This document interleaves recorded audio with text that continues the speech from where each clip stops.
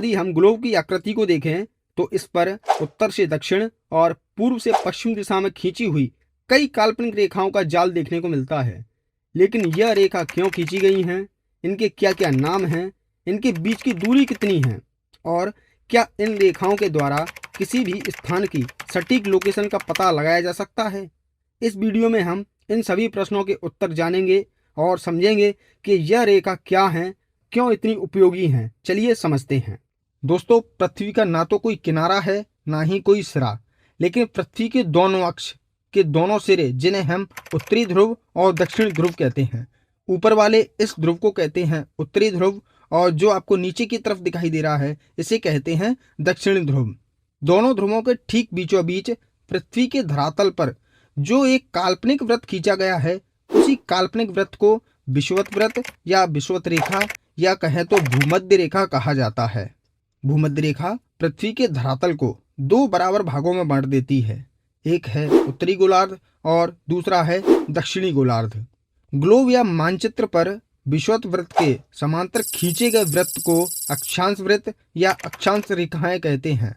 यह रेखाएं पश्चिम से पूर्व दिशा की ओर खींची जाती हैं। यह सभी अक्षांश रेखाएं एक दूसरे के समांतर होती हैं, या यूं कहें कि इनके बीच की दूरी हर पॉइंट पर समान रहती है।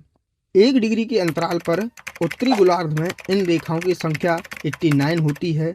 इसी प्रकार दक्षिणी गोलार्ध में भी 89 होती है और 0 डिग्री अक्षांश यानी भूमध्य रेखा को भी शामिल करें तो इस प्रकार 1 डिग्री के अंतराल पर ग्लोब या मैप पर कुल अक्षांशों की संख्या 179 होती है।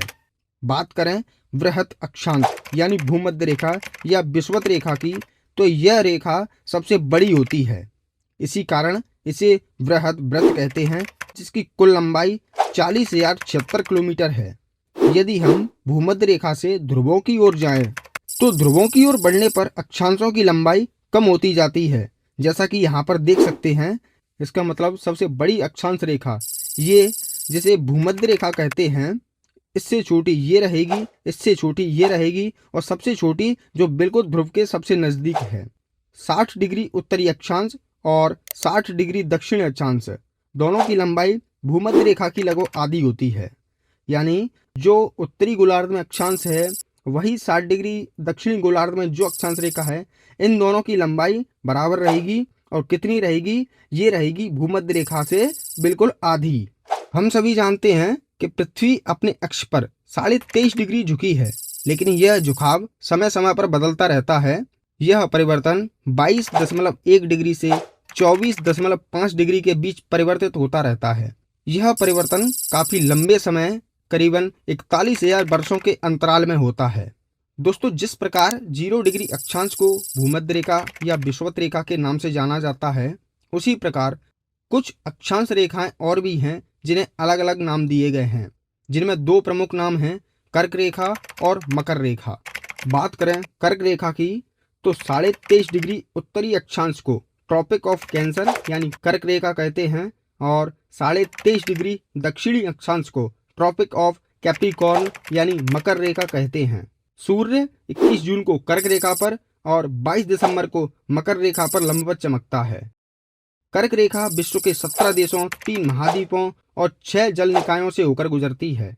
17 देशों में शामिल हैं उत्तरी अमेरिका के 2 देश मेक्सिको और बहामास, अफ्रीका के 7 देश पश्चिमी सहारा, मॉरिटानिया, माली, अल्जीरिया, नाइजर, लीबिया और मिस्र, एशिया के 8 देश सऊदी अरब, संयुक्त अरब अमीरात, ओमान, भारत, बांग्लादेश, म्यांमार, चीन और ताइवान। भारत में यह रेखा 8 राज्यों से होकर गुजरती है। यह राज्य हैं गुजरात, राजस्थान, मध्य प्रदेश, छत्तीसगढ़, झारखंड, पश्चिम बंगाल, त्रिपुरा और मिजोरम। बात करें मकर रेखा की, तो ट्रॉपिक ऑफ कैप्रिकॉर्न यानी मकर रेखा विश्व के 10 देशों, 3 महाद्वीपों और 3 महासागरों से होकर गुजरती है। यह 10 देश हैं Chile, Argentina, Paraguay, Brazil, Namibia, Botswana, दक्षिणी अफ्रीका, मोजाम्बिक, मेडागास्कर और ऑस्ट्रेलिया। दोस्तों, ये जानकारी थी अक्षांश रेखाओं से संबंधित। अब आगे हम समझते हैं देशांतर रेखाएं किसे कहते हैं और यह रेखाएं हमें किस प्रकार देखने को मिलती हैं। देशांतर यानी लॉन्गिट्यूड ग्लोब या मानचित्र पर उत्तरी ध्रुव से दक्षिणी ध्रुव को मिलाने वाली रेखाओं को कहते हैं। यानी हम कह सकते हैं कि अक्षांश रेखाएं ग्लोब पर आपको इस प्रकार देखने को मिलेंगी और देशांतर रेखाएं आपको इस प्रकार देखने को मिलेंगी। यह देशांतर रेखाएं सभी अक्षांशों को काटती हुई एक ध्रुव से दूसरे ध्रुव तक जाती हैं। यह देशांतर रेखाएं 1 डिग्री के अंतराल पर खींची जाती हैं। इस प्रकार कुल देशांतर रेखाओं की संख्या 360 है। दोस्तों, अगर हम काल्पनिक रेखाओं की बात करें तो ग्लोब पर काल्पनिक रेखाएं खींची तो उनकी संख्या अनंत रहेगी, लेकिन एक पैमाने के आधार पर इन सभी रेखाओं को 1 डिग्री के अंतराल पर खींचा गया है और 1 डिग्री के अंतराल पर इन रेखाओं की संख्या है 360। यदि हम बात करें कि दो देशांतरों के बीच की दूरी कितनी होती है, तो दोस्तों भूमध्य रेखा की कुल लंबाई है 40,076 किलोमीटर, जिसको 360 देशांतर रेखाएं 1 डिग्री के अंतराल पर काटती हैं। इस प्रकार 1 डिग्री के अंतराल पर दो देशांतर रेखाओं के बीच की दूरी होगी। ये भूमध्य रेखा की जो लंबाई है उसको यदि हम 360 से डिवाइड करें तो जो संख्या हमें प्राप्त रहेगी वो 1 डिग्री के अंतराल पर जो लंबाई है वो हमें मिल जाएगी। तो 40,076 डिवाइडेड बाई 360, तो इसकी दूरी रहेगी 111.32 किलोमीटर। यानी हम कह सकते हैं कि दो देशांतरों के बीच की दूरी 111.32 किलोमीटर होती है। यही दूरी दो देशांतरों के मध्य सर्वाधिक होती है।